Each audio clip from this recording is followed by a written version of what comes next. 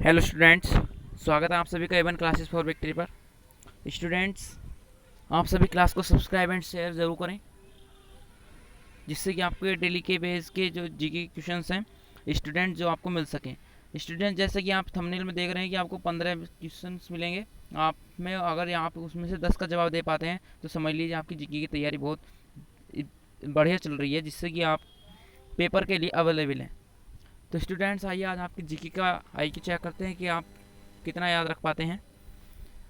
Students, हमसे जुड़ने के लिए और जो मैं जीके के प्रश्न दूंगा, इन सभी प्रश्न को लिखा हुआ पाने के लिए, कि जैसे कि आपको नोट्स के रूप में मिले, नोट्स पाने के लिए इन क्वेश्चंस का आपको डिस्क्रिप्शन में टेलीग्राम चैनल की लिंक मिलेगी, उसको जाकर के क्लिक करें और ज्वाइन करें टेलीग्राम चैनल हमारा।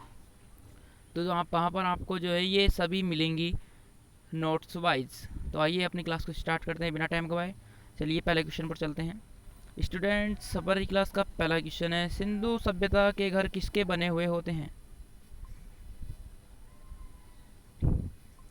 सिंधु सभ्यता के घर किसके बने होते? इसका मतलब है कि सिंधु सभ्यता के जो लोग थे उनके घर किस चीज के बने हुए थे। इस क्वेश्चन का मतलब ये है। आपके सामने 4 ऑप्शन है। 4 ऑप्शन में आपको दिया है बांस, पक्की ईंट, लकड़ी और पत्थर। स्टूडेंट्स, बताइए आप सभी कि क्या राइट आंसर हो सकता है।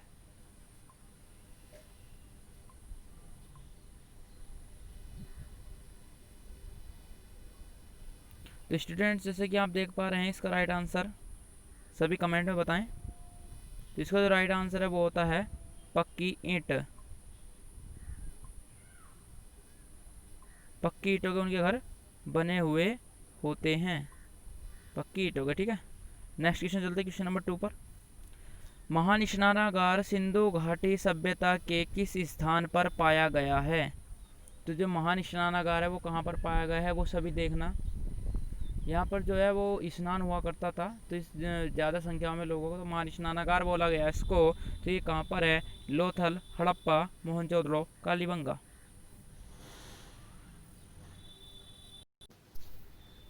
स्टूडेंट्स, थोड़ी सी वीडियो में मिसप्रिंट हो गई थी, तो बताइए। तो स्टूडेंट्स, इसका आपका राइट आंसर होगा ऑप्शन नंबर सी, मोहनजोदड़ो में महान स्नानागार है। स्टूडेंट्स, आप सभी क्वेश्चंस को लिखते हुए चलें, जिससे कि आपका प्रिपेयर नोट बन जाए। और यदि आप नोट बनाना नहीं चाहते हैं नोट्स, तो आपको टेंशन लेने की कोई ज़रूरत नहीं है। आप हमारे टेलीग्राम चैनल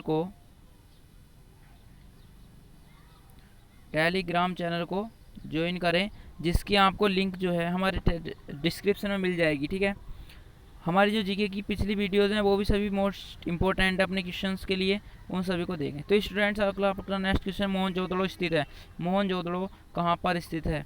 अब स्टूडेंट्स, आपके बारे में समझ में आ रहा हो कि मोहनजोदड़ो अभी पीछे क्वेश्चन में आंसर आया था मोहनजोदड़ो का। तो मोहनजोदड़ो क्या है? तो मोहनजोदड़ो जो है वो महान स्नानागार का एक स्थान था। तो ये कहाँ है? इसका पॉइंट ऑफ व्यू से पूछा गया है कि मेन जगह पर यह ऐसी कौन सी जगह है जहाँ पर यह है। तो स्टूडेंट्स, आपके सामने 4 ऑप्शन है, लरकाना, मोंटगोमरी, पोखरण और लोथल।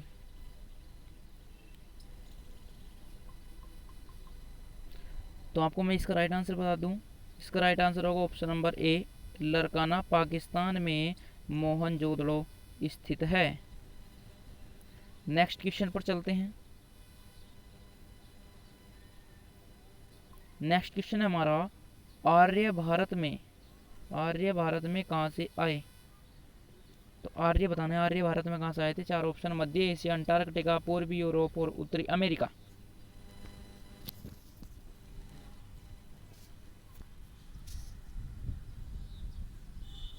तो स्टूडेंट, इसका हमारा जो राइट आंसर होगा वो होगा option number A, Madhya Asia से आर्य भारत में आए थे। नेक्स्ट क्वेश्चन पर चलते हैं, क्वेश्चन नंबर 5। स्टूडेंट्स, जो हमारी क्लास होती है इनमें हमेशा आपको 15 क्वेश्चन मिलेंगे, और 15 क्वेश्चन ऐसे वाले मिलेंगे जो कि एकदम खतरनाक हों, जो कि प्रत्येक परीक्षा में आने ही आने हैं। यदि प्रश्न आते हैं तो हमारे वीडियोस का कोई ना कोई क्वेश्चन जरूर मिलेगा सभी में से। अगर यदि आपने हमारी सभी वीडियो देखी तो आप जीके में कोई टेंशन नहीं लेंगे, क्योंकि वन लाइनर क्वेश्चन है सभी। तो 5वां क्वेश्चन है, सबसे पुराना वेद कौन सा माना जाता है? तो स्टूडेंट, सबसे पुराना वेद जो माना जाता है वो माना जाता है ऋग्वेद। हमारा ऋग्वेद सबसे पुराना वेद है। नेक्स्ट क्वेश्चन पर चलते हैं।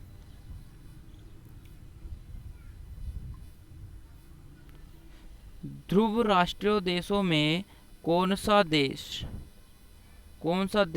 शामिल नहीं है? ध्रुव राष्ट्रीय देशों में कौन सा देश शामिल नहीं है? तो आपके सामने चार ऑप्शन हैं: जर्मनी, जापान, फ्रांस, इटली। आपके सामने चार ऑप्शन है, आप जरा कोई से को भी एक आंसर बता सकते हैं। तो स्टूडेंट्स, आपके लिए आपका राइट आंसर होगा option number C, France. France ध्रुव राष्ट्रीय देशों में एक देश शामिल नहीं है। ठीक है, कि ध्रुव राष्ट्र जो देश घोषित किए हुए हैं उसमें फ्रांस शामिल नहीं है। नेक्स्ट क्वेश्चन, क्वेश्चन नंबर 7, मित्र राष्ट्रों में कौन सा देश शामिल नहीं है? अभी पिछला क्वेश्चन था कि ध्रुव राष्ट्रों में, और अब आ गया है मित्र राष्ट्रों में। इसमें मित्रों में तो कौन सा देश शामिल नहीं है? चार ऑप्शन है: अमेरिका, फ्रांस, रूस और यूनान। चार ऑप्शन आपके सामने, बताइए क्या राइट इसका आंसर हो सकता है।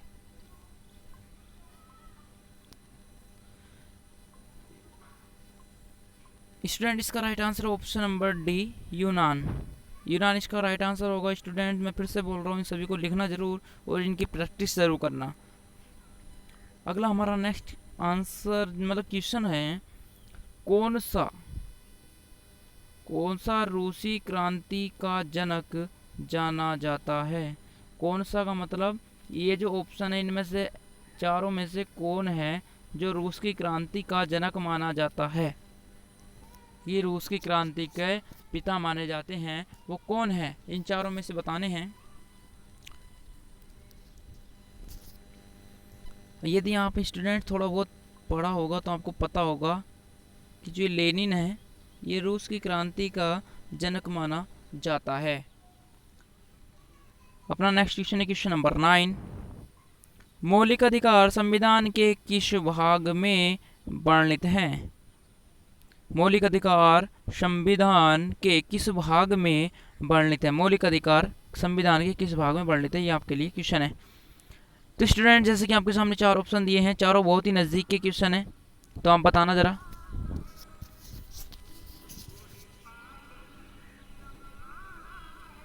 स्टूडेंट्स, का आपका राइट आंसर होगा ऑप्शन नंबर बी, भाग 3। भाग 3 में मौलिक अधिकार का संविधान के भाग 3 में वर्णित है। Next question, question number 10, Bharat का संविधान कब लागू हुआ? सबसे इम्पोर्टेंट क्वेश्चन, भारत का संविधान कब लागू हुआ? स्टूडेंट्स, भारत में रहने वाले व्यक्ति को यदि ये क्वेश्चन ना पता हो तो बेकार है। तो भारत का संविधान कब लागू हुआ, इसके लिए आपका ऑप्शन नंबर, पहले आप सोचिए, मैं बता दूंगा अभी आपको। ऑप्शन नंबर आपका बी राइट होगा। 26 जनवरी 1950 को भारत का संविधान लागू हुआ। नेक्स्ट क्वेश्चन, क्वेश्चन नंबर 11, निम्न में कौन सी गैर संवैधानिक संस्था है? निम्न में से कौन गैर संवैधानिक संस्था है? तो ये हमें बतानी है। तो आपके सामने चार ऑप्शन है: लोक सेवा आयोग, चुनाव आयोग, योजना आयोग और वित्त आयोग। तो इसका राइट आंसर हो जाएगा स्टूडेंट, मैं थोड़ा जल्दी में बता रहा हूँ जिससे कि आपको टाइम ना लगे, तो वो उसका राइट आंसर हो जाएगा योजना आयोग। जो है वो क्या है? वो गैर संवैधानिक संस्था है। ठीक।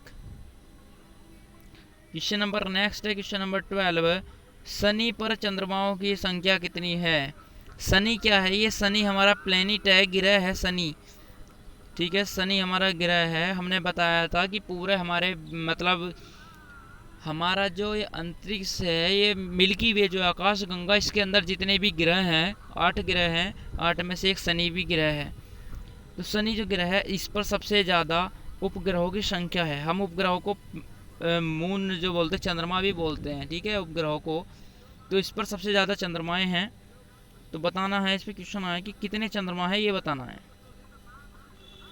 तो इस पर टोटल चंद्रमा है 12, 23, 24, 25। बताइए कौन सा हो सकता है? स्टूडेंट, इस ऑप्शन में देख रहे होगे कि आपके सामने 12 जो है ये बिल्कुल गलत आंसर है, ये सबसे लग दिया। और ये बाकी के जो 3 हैं ये बिल्कुल नज़दीकी ऑप्शन है, इसमें आप भी कंफ्यूज हो सकते हैं कि कौन सा हो सकता है। लेकिन मैं आपके लिए बता दूं, ये हमारा गलत हुआ, हमारा ये वाला भी गलत हुआ, और ये वाला हमारा जो 23वां है ये इसका बिल्कुल राइट आंसर है। ठीक है, नेक्स्ट क्वेश्चन पर चलते हैं। क्वेश्चन नंबर 13, सूर्य से धरती तक प्रकाश के पहुंचने में लगभग कितना समय लगता है?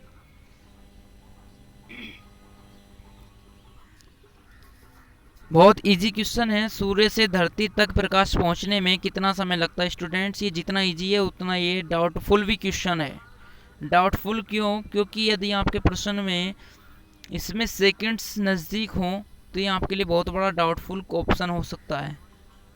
जैसे कि इस क्वेश्चन में देखना, आपको पहला ऑप्शन दिया 8 मिनट 12 सेकंड का, दूसरा 8 मिनट 16 सेकंड, तीसरा 8 मिनट का, और फोर्थ ऑप्शन है 8 मिनट 10 सेकंड का। स्टूडेंट्स, क्या आप बता सकते हैं इसमें क्या राइट आंसर होगा? प्लीज़ इस क्वेश्चन को ज़रूर कमेंट कर बताना। मैं फिर भी इसको राइट आंसर बता रहा हूँ। ये स्टूडेंट्स, यदि आपको फिलहाल तो इसका राइट आंसर होगा option number B, 8 minute 16 second लगती हैं प्रकाश को पृथ्वी तक पहुँचने में। और यदि स्टूडेंट्स आपको ये वाला ऑप्शन यदि नहीं दिया जाए, अभी मैं बता दूं,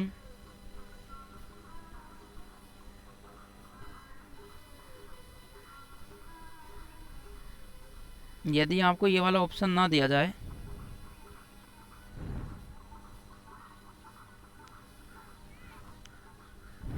आपको ये वाला क्वेश्चन नहीं दिया जाए ऑप्शन, केवल आपके पास ही 3 ही ऑप्शन हो, ये, तो आपको इनमें से कौन सा राइट आंसर देना होगा वो देखिए।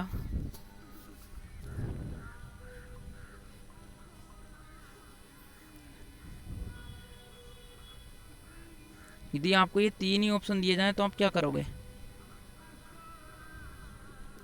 तो इसमें आपको करना होगा, आपको इसमें एक ऑप्शन दिया है 8 मिनट 12 सेकंड, आप इसको लगा सकते हैं।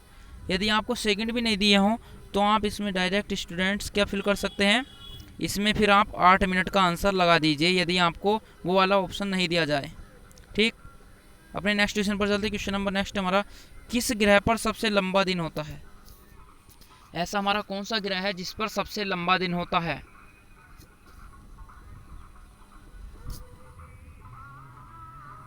तो स्टूडेंट्स, हमारा वो ग्रह है शुक्र ग्रह। आपके सामने ये है नीचे शुक्र ग्रह। शुक्र ग्रह ऐसा ग्रह है जिस पर सबसे लंबा दिन होता है।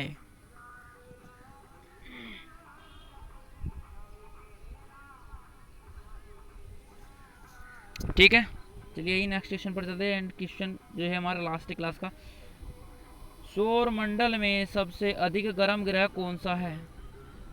सौर मंडल में सबसे अधिक गर्म ग्रह बताना है, गर्म। आपके लिए स्टूडेंट्स मैं इसकी हिंट दूंगा कि सौरमंडल का सबसे जो अधिक गर्म ग्रह है वो ग्रह सबसे अधिक चमकीला भी है, पृथ्वी की छोटी बहन भी है, पृथ्वी का जुड़वा ग्रह है, और जी वो शाम का तारा इवनिंग स्टार भी है। स्टूडेंट्स, इतनी सारी हिंट दे दी तो आपका वो हिंट किस पर काम करती हैं जो मैंने हिंट दी हैं, ये आप जब जा कर के लास्ट क्लास में देखना। जो लास्ट क्लास में देखोगे इन हिंट को आप, तो आपको पता चल जाएगा कि हम इसको किस बात पर बात करना चाह रहे हैं। तो ये हमारी जो हिंट है वो है शुक्र ग्रह की। शुक्र ग्रह को हम इवनिंग स्टार भी कहते हैं। ठीक है स्टूडेंट्स, तो मिलते हैं आपको अपनी अगली नेक्स्ट क्लास में। और स्टूडेंट्स, मैं आपके लिए टाइमिंग बता दूं अपनी क्लास की। अब से स्टूडेंट्स, जो हमारी जो टाइमिंग रहेगी क्लास की वो थोड़ा टाइम को देखकर चेंज की गई है। वो डेली 12 बजे,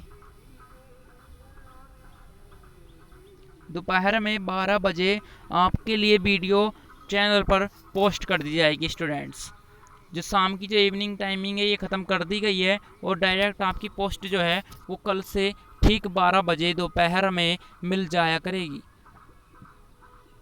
ठीक स्टूडेंट्स, तो मिलते हैं आपको। यदि आप हमारे अगर चैनल टेलीग्राम से जुड़ना चाहते हैं, डिस्क्रिप्शन में लिंक दी गई है, उस पर आपको नोट्स अवेलेबल रहेंगे। और स्टूडेंट्स, हमारे चैनल से जुड़ने के लिए धन्यवाद। और जो अभी तक नहीं जुड़े हैं और इस वीडियो में अब तक रुक रहे हैं, उन भाइयों को लिए और भी धन्यवाद।